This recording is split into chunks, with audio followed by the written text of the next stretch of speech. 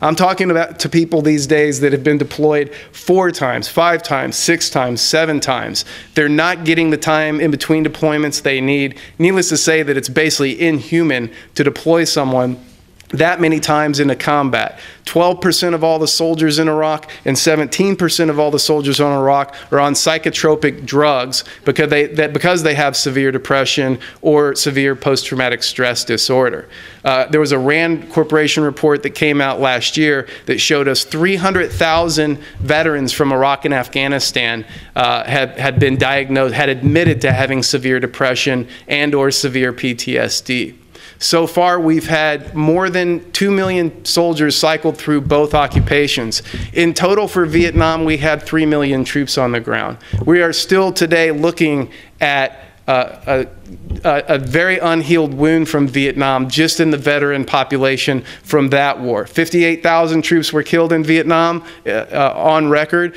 More than 3 times that number have committed suicide since that war ended. We're looking at the same situation. This is not a news flash. We're looking at the same situation for these wars. This is how it works. This is what happens when you go fight illegal, immoral, unjust wars, and then you don't take care of the soldiers that you're using in the military to prosecute this agenda.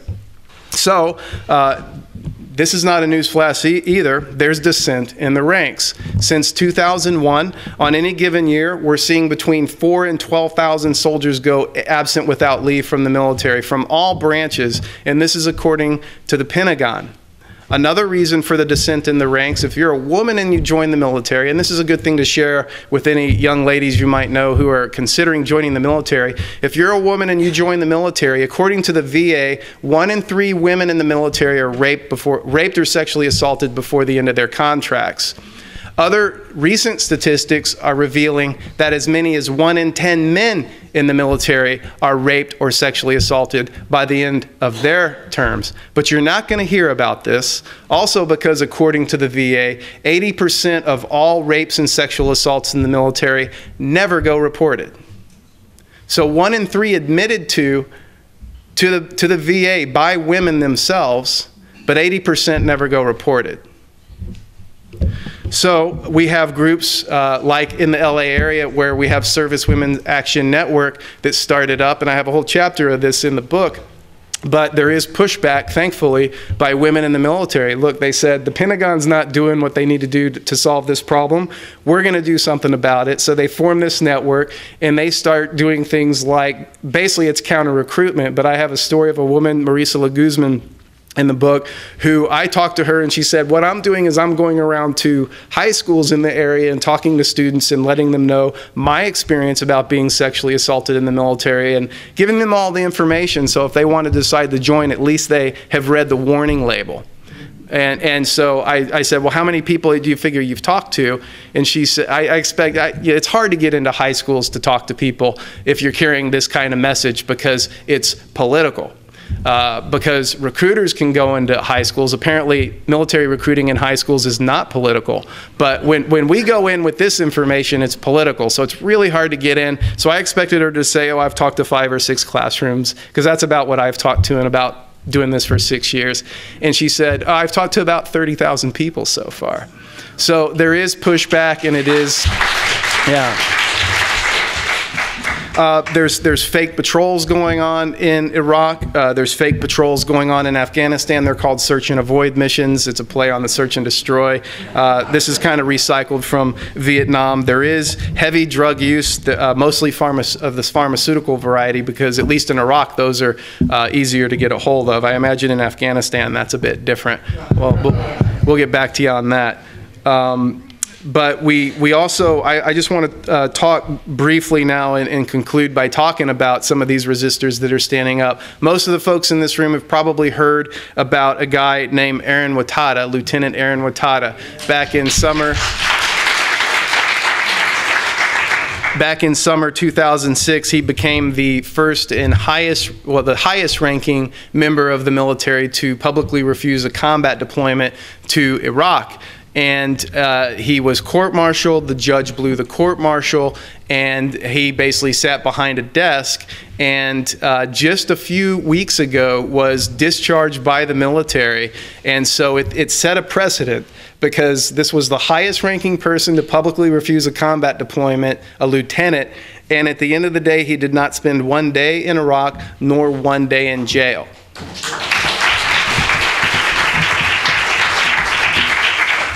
More recently, on May 1st, there was a Iraq War veteran who had just got back from Iraq, came back to Fort Hood, interestingly. There's some serious juju happening at Fort Hood in the last few months. This is very interesting. But Specialist Victor Augusto returned back to Fort Hood after, and here's what he told me about what turned him against the occupations when he was over in Iraq. He said, quote, "It was in Iraq that I turned against the occupations. I started to feel very guilty. I watched contractors making obscene amounts of money. I found no evidence that the occupation was in any way helping the people of Iraq. I know I contributed to death and human suffering. It's hard to quantify how much I caused, but I know I contributed to it." So on May 1st, he was issued an order to go into that soldier readiness facility that the shooting took place on Thursday, to go in there and start the processing that you go through right before you get ready to deploy. And he said, no, I'm not going to do that.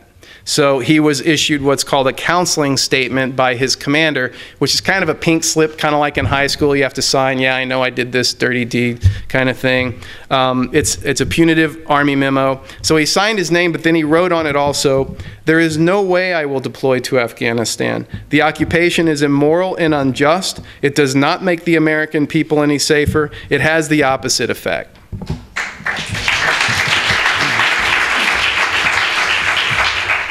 10 days later, he refused to obey a direct order from his commanding officer to do the same. Go back into the soldier readiness facility, get your paperwork done, get your final checkups.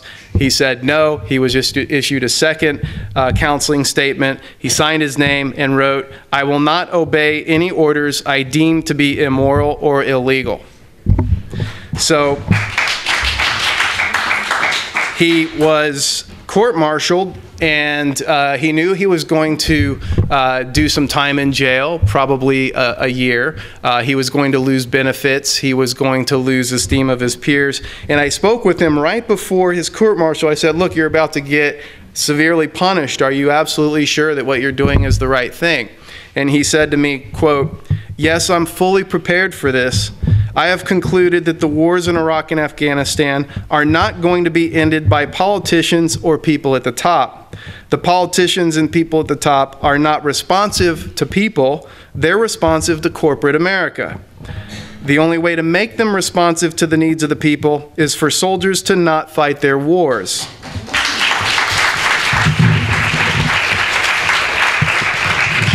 If soldiers won't fight their wars, the wars won't happen. I hope I'm setting an example for other soldiers."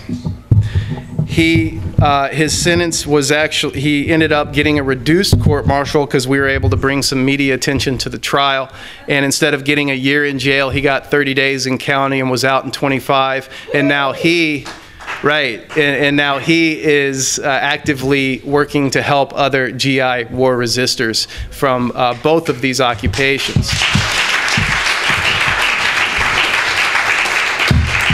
So the thought I'll leave you with is that there is absolutely dissent in the ranks. There is GI resistance. It's not an organized movement, but these people are starting to stand up more and more. And when we look at the current situation, the breakdown in the military I described, what just happened at Fort Hood, how troops coming back continue to not get the benefits they need to be healthy, coupled with a president now that rather than talking about how to actually end the occupation or peaceful ways of solving it, is instead debating on how many tens of thousands of more troops to send into Afghanistan. So we are absolutely going to see more GI resistance, and that will leave plenty of opportunity open for us to find these people and to help them, and that's how we can support the troops.